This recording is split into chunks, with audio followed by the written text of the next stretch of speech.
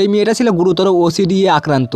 অগোছালো কিছুই সে সহ্য করতে পারতো না। খাওয়ার সময় সে ধনে পাতাগুলো আলাদা করে রাখতো, এমনকি আলমারিতে রাখা ক্যানগুলো সব একদিকে ঘুরিয়ে সাজিয়ে রাখতো। যদি কেউ ভুল করে সেগুলোকে এলোমেলো করে রাখতো তখন সে বিরক্ত হয়ে তাদের দিকে তাকাতো।